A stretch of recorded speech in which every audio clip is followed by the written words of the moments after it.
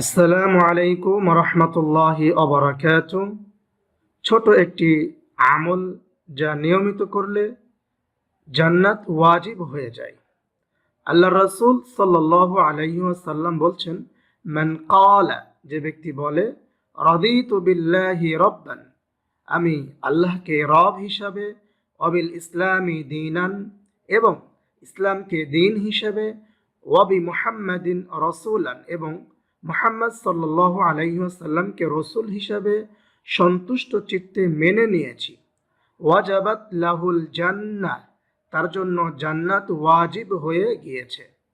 আল্লাহ রসুল সাল্লাল্লাহু আলাইহি ওয়াসাল্লাম বলছেন তার জন্য জান্নাত ওয়াজিব হয়ে গিয়েছে। আমি দোয়াটি আবার বলছি, রাদিতু বিল্লাহি রাব্বান ওয়া বিল ইসলামি দীনান ওয়া বি মুহাম্মাদিন রাসূলান, অথবা ওয়া বি মুহাম্মাদিন নবী